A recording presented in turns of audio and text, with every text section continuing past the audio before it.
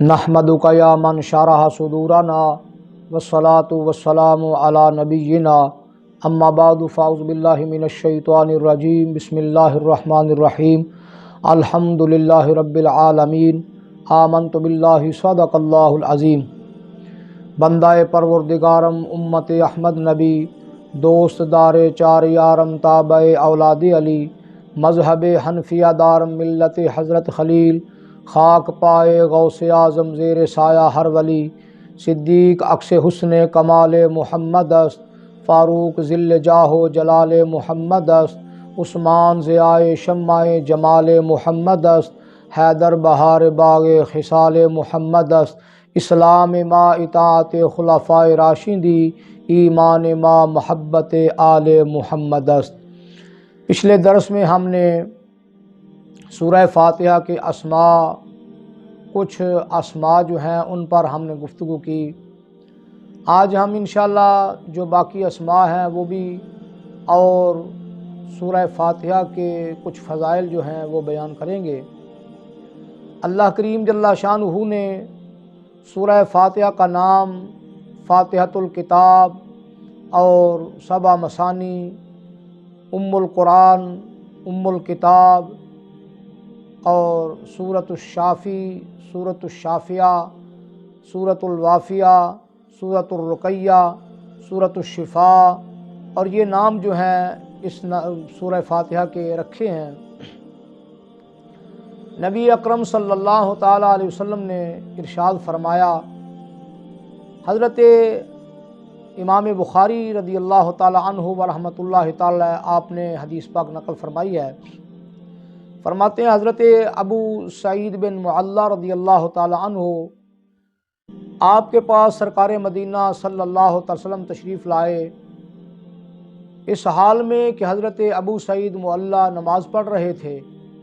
कमली वाले आका सल्लल्लाहु ताला अलैहि वबारक वसल्लम ने इरशाद फरमाया, आवाज़ दी और हज़रत अबू सईद मुअल्ला हाज़िर ना हुए।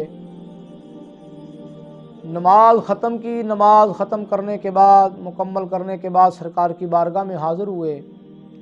तो कमली वाले आका सल्लल्लाहु ताला अलैहि वसल्लम ने इरशाद फरमाया, अबू सईद, जब मैंने आपको आवाज़ दी थी उस वक़्त क्यों नहीं आए? अर्ज़ की, या रसूल अल्लाह सल्लल्लाहु अलैहि वसल्लम, मैं नमाज़ पढ़ रहा था। कमली वाले आका सल्लल्लाहु ताला अलैहि वसल्लम ने इरशाद फरमाया, अबू सईद, क्या तूने नहीं सुना जो मुझ पर वही नाज़िल होती है उसमें मेरे अल्लाह ने इरशाद फरमाया है, इस्ताजीबु लिल्लाहि वलिर्रसूली इज़ा दआकुम लिमा युहयीकुम। अबू सईद, मेरे अल्लाह ने इरशाद फरमाया, जब अल्लाह और उसका रसूल तुम्हें बुलाए तो तुम जल्दी से उसकी बारगाह में हाज़िर हो जाओ। अबू सईद, अर्ज़ की, या रसूल अल्लाह सल्लल्लाहु अलैहि वसल्लम, आइंदा ऐसा नहीं होगा,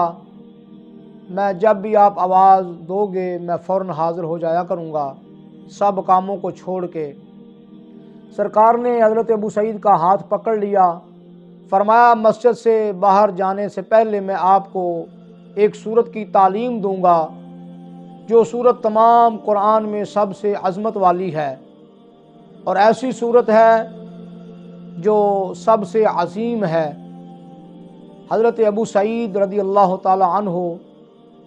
अर्ज़ करते हैं, या रसूल अल्लाह, या हबीब अल्लाह, फ़िदा का अबी व उम्मी, ए कमली वाले आका ज़रूर इरशाद फरमाइए। तो कमली वाले आका सल्लल्लाहु ताला अलैहि वसल्लम ने इरशाद फरमाया, अबू सईद, अल्लाह ताला जल्ला शानुहु ने सूरह फ़ातिहा कुरान की जो सबसे पहली सूरत है वो हमें अता फरमाई है और वो पूरे कुरान की सूरतों में से सबसे अजीम सूरत है। उस जैसी कोई सूरत ना अल्लाह ने इंजील में नाज़िल फरमाई, ना ज़बूर में नाज़िल फरमाई, ना तौरात में नाज़िल फरमाई और ना ही कुरान में नाज़िल फरमाई। यानी सूरह फ़ातिहा जो है इसकी अज़मत और शान ये है कि ये तमाम सूरतों से अजीम सूरत है और सरकार ने फरमाया कि ये सबा मसानी है, यानी ये वो 7 आयात बय्यिनात हैं जिनको 2 बार तिलावत किया जाता है। तो सरकार मदीना सल्लल्लाहु अलैहि वसल्लम ने इसकी अज़मत और शान को यूँ बयान फरमाया, हज़रत ابو سعید خدری رضی اللہ تعالیٰ عنہ فرماتے ہیں کہ صحابہ کے ساتھ میں ایک قافلے کے ساتھ تھا، ہم کہیں جا رہے تھے، راستے میں ایک جگہ پڑاؤ کیا تو ایک عورت آ گئی اور آ کر کہنے لگی کہ ہمارے قبیلے کے سردار کو بچھو نے ڈس لیا ہے اور ہمارے قبیلے والے افراد جو ہیں وہ یہاں نہیں ہیں، وہ کہیں گئے ہوئے ہیں، تو آپ میں سے اگر کوئی دم کر سکتا ہے تو ہمارے سردار کو دم کرے۔ حضرت ابو سعید خدری فرماتے ہیں کہ ہم میں سے ایک شخص گیا اس عورت کے ساتھ اور جا کر اس کو دم کیا تو سردار نے 30 بکریاں ان سے کہا کہ اس کو دو جس نے دم کیا ہے، اور اللہ نے اسے اسی وقت شفا عطا فرما دی۔ حضرت ابو سعید خدری فرماتے ہیں وہ 30 بکریاں ہمارے پاس لے کر آ گئے، ہم نے ان کا دودھ پیا اور ہم اس سے پہلے اس کو کبھی دم کرنے کی تہمت نہیں لگاتے تھے، تو ہم نے یہ بانس وہیں پہ بند کر دی اور یہ سب نے آپس میں مشورہ کیا کہ سرکار دو عالم صلی اللہ علیہ وسلم کی بارگاہ میں جب مدینہ طیبہ حاضر ہوں گے تو سرکار دو عالم صلی اللہ علیہ وسلم کی بارگاہ میں یہ معاملہ پیش کریں گے، تو سرکار جو حکم فرمائیں گے اسی کے مطابق ہوگا۔ جب صحابہ مدینہ طیبہ تشریف لائے اور سرکار کی بارگاہ میں یہ معاملہ یہ مسئلہ پیش کیا تو آقا کریم صلی اللہ علیہ وسلم نے ارشاد فرمایا کہ وہ بکریاں جو آپس میں تقسیم کرو اور میرا حصہ مجھے دو، یعنی سرکار دو عالم صلی اللہ علیہ وسلم نے اس کو جائز قرار دیا اور فرمایا کہ میرا حصہ بھی رکھو اس میں اور وہ مجھے عطا کرو، مجھے دو۔ پتہ چلا کہ قرآن مجید فرقان حمید کی یہ سورت جو ہے سورہ فاتحہ، ان سے پوچھا گیا کہ آپ نے کیا دم کیا تھا، تو وہ صحابی فرماتے ہیں کہ میں نے سورہ فاتحہ یعنی ام الکتاب فاتحۃ الکتاب کو پڑھ کے اس پر دم کیا، اللہ نے اسی وقت اس کو شفا عطا فرما دی۔ تو پتہ چلا کہ سورہ فاتحہ جو ہے یہ دم کے لیے بڑی مفید ہے، اس کو بیماریوں کے اوپر اگر دم کیا جائے پڑھ کے تو اللہ شفا عطا فرماتا ہے، اس لیے اس سورت کا نام سورۃ الشفا بھی رکھا گیا اور سورۃ الرقیہ بھی رکھا گیا، یعنی یہ سورت جو ہے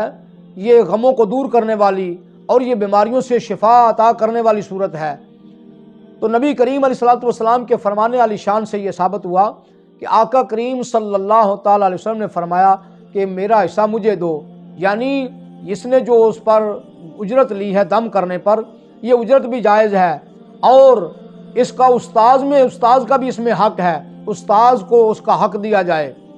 یہ تمہارے لیے جائز ہے۔ اور اس بات سے اس سرکار کے فرمان سے یہ بھی ثابت ہوا کہ قرآن مجید فرقان حمید پڑھنے والا پڑھانے والا اس کی اجرت لے سکتا ہے، کوئی چاہے مسجد میں بچوں کو پڑھا رہا ہے یا گھروں میں جا کے پڑھا رہا ہے یا کہیں اور اس کی خدمت کر رہا ہے تو اس پر اس کی اجرت لینا یہ جائز ہے، اور دم کر کے اگر کوئی اجرت لیتا ہے تو یہ بھی جائز ہے۔ اور نبی کریم علیہ الصلوۃ والسلام کا فرمان علی شان میں ایک اور پیش کرنے لگا ہوں۔ حضرت ابو ہریرہ رضی اللہ تعالیٰ عنہ فرماتے ہیں کہ نبی کریم علیہ الصلوۃ والسلام حضرت ابی بن کعب رضی اللہ تعالیٰ عنہ آپ کے پاس تشریف لائے،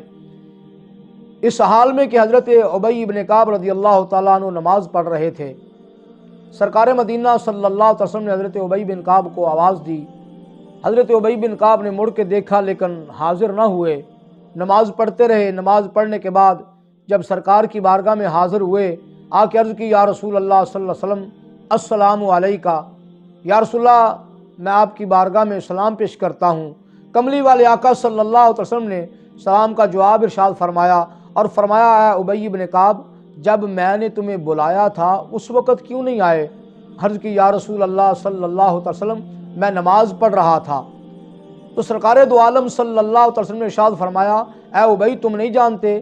کہ اللہ کے قرآن میں یہ آیت نازل ہو چکی ہے استجیبوا للہ وللرسول اذا دعاکم لما یحییکم، کہ جب تمہیں اللہ اور اس کا رسول بلائے تو تم سب کام چھوڑ کے حاضر ہو جاؤ، جس کام کے لیے بلا رہے ہیں اس میں تمہارے لیے زندگی ہے، لما یحییکم وہ تمہیں زندگی دینے والی ہے چیز جس کے لیے تمہیں اللہ اور اس کا رسول بلا رہا ہے، تو تم کیوں نہیں آئے؟ عرض کی یا رسول اللہ صلی اللہ علیہ وسلم آئندہ ایسا نہیں ہوگا آئندہ میں جب بھی آپ آواز دو گے تو میں حاضر ہو جایا کروں گا۔ حضرت ابی بن کعب نے جب یہ عرض کی تو سرکار مدینہ صلی اللہ تعالی وسلم نے ارشاد فرمایا، اے ابی نماز میں کیا پڑھتے ہو؟ عرض کی یا رسول اللہ یا حبیب اللہ فدا کا ابی و امی، میں نماز میں فاتحۃ الکتاب یعنی سورہ فاتحہ کی تلاوت کرتا ہوں۔ سرکار مدینہ صلی اللہ علیہ وسلم نے ارشاد فرمایا، اے ابی کیا تم جانتے ہو کہ یہ جو سورۃ الفاتحہ ہے، یہ فاتحۃ الکتاب جو ہے یہ ایسی صورت ہے، اس کی عظمت اور شان یہ ہے کہ اس کی مثل کوئی بھی صورت اللہ نے نہ تورات میں نازل فرمائی ہے، نہ انجیل میں نازل فرمائی ہے، نہ زبور میں نازل فرمائی ہے، اور نہ ہی قرآن میں نازل فرمائی ہے۔ یہ جو فاتحۃ الکتاب ہے، یہ جو سورت فاتحہ ہے، اس کی عظمت یہ ہے، اس کی شان اور اس کی عظیمت یہ ہے کہ یہ ایسی صورت ہے جس کی کوئی اور مثل نہیں ہو سکتی، اور یہ سبع مثانی ہے۔ اور نبی کریم علیہ الصلوۃ والسلام نے فرمایا یہ عظیم صورت ہے، یہ عظیم صورت ہے، اس کی کوئی بھی دوسری صورت مثل نہیں ہو سکتی۔ اور اس میں خالق اکبر جل وعلا نے جو مضمون نازل فرمائے ہیں، جو مضمون بیان فرمائے ہیں، وہ بھی اپنی مثال آپ ہیں کہ سب سے پہلے خالق اکبر جل وعلا نے اس صورت میں اپنی حمد بیان فرمائی اور یہ طریقہ بتایا، فرمایا کہ یہ سورۃ الدعا بھی ہے، سورۃ الشفا بھی ہے۔ اس سے لوگ دعا بھی مانگتے ہیں کہ اہدنا الصراط المستقیم، اے اللہ ہمیں سیدھے راستے پہ چلنے کی توفیق عطا فرما۔ یہ دعا ہے، صراط الذین انعمت علیہم، اے اللہ جن پر تیرا انعام ہوا ان کے رستے پر چلا، تو یہ دعا بھی ہے۔ فرمایا یہ سورۃ الدعا ہے، اور خالق اکبر جل وعلا نے اس کی ابتدا جو ہے وہ اپنی حمد سے شروع فرمائی، اور اس میں دعا بھی تلقین فرمائی۔ فرمایا کہ یہ سورۃ الدعا ہے کہ اس میں دعا مانگی جاتی ہے اللہ کریم کی بارگاہ میں، اور دعا کا طریقہ یہ بتایا۔ فرمایا پہلے جس سے مانگ رہے ہو اس کی حمد کرو، اس کی ثنا کرو، اس کی تعریف کرو، اس کو جب تم اوصاف اچھے اچھے گنو گے تو پھر گننے کے بعد تم اس سے مانگو گے تو وہ تمہیں دے گا۔ یہ طریقہ دعا ہے، جب بھی تم کسی سے مانگو تو پہلے اس کے اوصاف گنو، اس کی تعریف کرو، اس کی حمد بیان کرو۔ جب اس کی تعریف اور توصیف کرو گے تو پھر اس کے بعد اس سے مانگو گے، وہ خوش ہو کے تمہیں عطا کرے گا۔ تو میرے بھائیوں یہ سورۃ الدعا بھی ہے، اور سورۃ الشفا بھی ہے، سورہ رقیہ بھی ہے، سورۃ الوافیہ بھی ہے، سورۃ الکافیہ بھی ہے۔ یہ خالق اکبر جل وعلا نے ایسی سورت نازل فرمائی قرآن میں کہ جس کا اور کوئی مثل نہیں، جس کا اور کوئی بدل نہیں، اور فرمایا کہ نہ تورات میں، نہ انجیل میں، نہ زبور میں، اور نہ ہی قرآن میں اس کی کوئی مثل ہے۔ یعنی یہ اتنی عظیم صورت ہے جو خالق اکبر جل وعلا نے قرآن مجید فرقان حمید کے شروع میں نازل فرمائی ہے۔ تو میرے بھائیوں سورہ فاتحہ جو ہے اس کو فاتحۃ الکتاب کہہ کے خالق اکبر جل وعلا کے پیارے محبوب نے اور صحابہ کبار نے اور اولیاء کرام نے اس کو فاتحۃ الکتاب کے نام سے موسوم کیا، اس لیے کہ اس سے کتاب کھلتی ہے، کتاب کے اسرار و رموز کھلتے ہیں، قرآن کے جو علوم ہیں وہ اس سے کھلتے ہیں، قرآن کے جو علوم کا جو مخزن ہے قرآن، اس سے سب سے پہلے اس میں یہ سورہ فاتحہ رکھی گئی تاکہ علوم جو ہیں لوگ اس سے نکال لیں اور اپنے آپ کو اس سے سیراب کریں ان علوم سے، اور دنیا میں یہی ایک دستور، یہی ایک آئین ہے جس سے دنیا میں بندہ